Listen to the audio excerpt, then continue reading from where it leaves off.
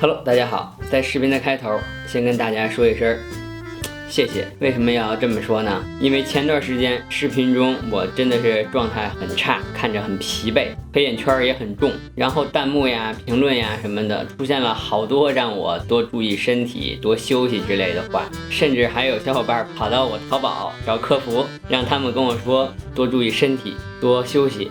这一条条关心的话语，真的看得我非常的感动，真的非常感谢大家对我的关心。我最近也在注意调节自己的身体，实在抱歉让大家担心了，对不起。好啊，咱们进入正题，今天给大家带来的是全熟的牛排分享。因为我发现很多小伙伴有一个误区，就是好牛排一定要吃3成熟、5成熟，要不然就是不会吃，就是土老帽。实际上真的不是这样啊。举个例子，我认识的一个身价好几亿的企业家，他基本上吃牛排全都是点全熟的菲力。还有一个我从美国长大的朋友，他跟我说，其实老美有很多人吃牛排，他也是吃全熟，吃几成熟牛排完全是根据自己的口味来决定，没有什么懂不懂、会不会吃这么一说。不过这个也确实要分牛排的等级跟部位，你要是整一个草饲牛的西冷部位，你整个全熟，那肯定是咬不动的，非常的老。所以适合全熟的牛排，我目前为止总结来看，就是 M5+ 以上的安格斯牛和杂交和牛。为啥要用澳洲的等级来做介绍呢？因为咱国内也买不着纯正的日本和牛。好啊，这些有的没的咱们就不多说了，因为现在我每天基本上都要吃一块牛排，所以今天跟大家分享的就是我吃了无数块牛排总结出来的相对我觉得最好吃的做法。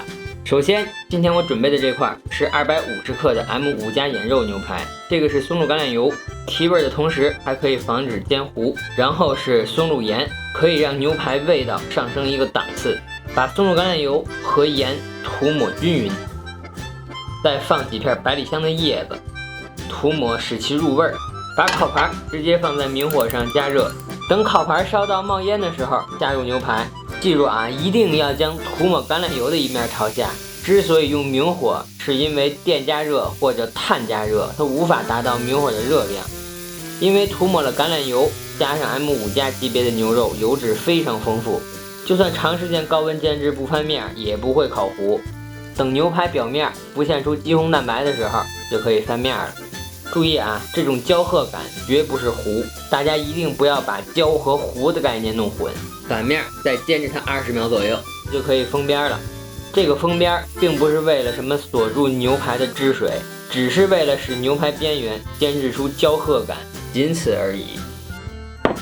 因为等级在 M5+ 以上的牛肉，它的脂肪含量是相当的丰富的，所以说口比较淡的小朋友可以用2个面包片来给它夹住吸油，这样的话吃的时候就刚刚好了。这种做法我已经尝试了几十次了，这种效果是最好的，不然的话你吃到后边确实是会有点腻。好啊，今天搭配的酒还是上一期陶乐他家的草莓起泡酒，这次就不是恰饭了啊，因为人商家上次给我寄了好几瓶儿。这个酒虽然非常的少女，非常的猛男，但是它就这种大肉来吃还是挺舒服的，喝着凉凉的、甜甜的，带一点气儿，它这是微气儿型的。哎呦我靠！好啊，把面包片掀开，哇，真的是非常的香。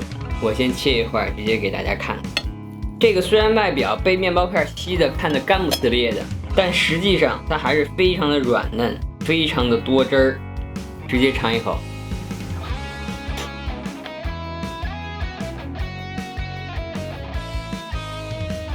这个可以说是做到了完美的外焦里嫩，真的是非常的香。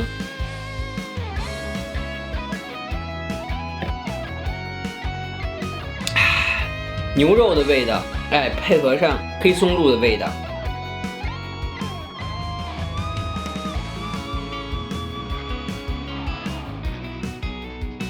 太香了。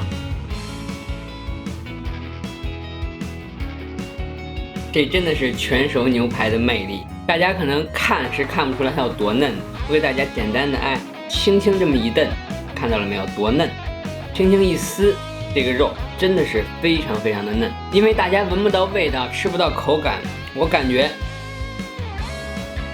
就这个烤的看起来干不撕裂的肉，特别没有说服力，但真的看我表情，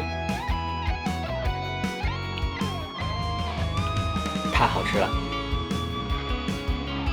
这个吃牛排都完全不用刀了，因为这个看似老，实际上是非常的嫩，真的是非常的好吃。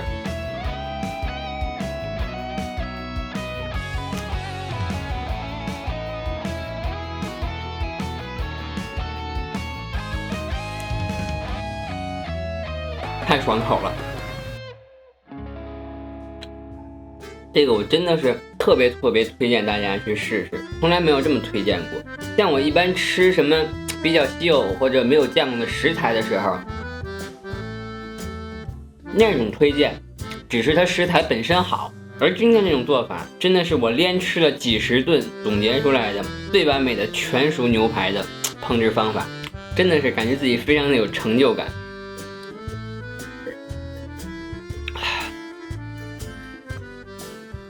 它跟3成熟的那种牛排完全是2个概念，它们是没有可比性的。因为3成熟的牛排鲜嫩多汁，再加上那种软嫩的口感也是非常的不错。但是这种全熟牛排外焦里嫩，再加上黑松露盐和橄榄油，给了它这个画龙点睛。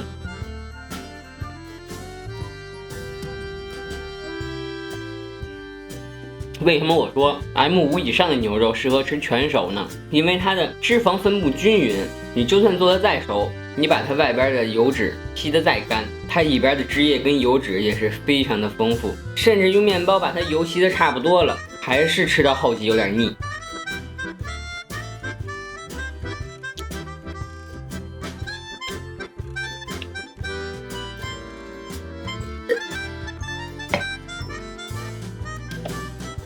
好啊，最后做总结的话就是还是先谢谢大家对我的关心，真的是非常的感谢。然后就是这个全熟的牛排，我非常推荐大家照着我这个做法去做。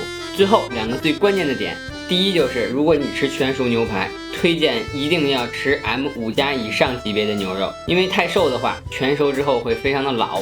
第二点就是如果你想做全熟的牛排，无论你是用铁锅也好，还是用那种铁板也好，一定要给它烧得非常的烫，甚至冒了烟再放肉。然后它肉表面浮出跟血一样的肌红蛋白的时候，啪一翻面，再煎个20秒就 OK 了。真的还是非常推荐大家去尝试的。如果以上2点你把握的没问题，那你怎么做这个牛排都不会难吃。好，那么这期视频就到这里，如果喜欢我的话，记得关注哟，下期再见。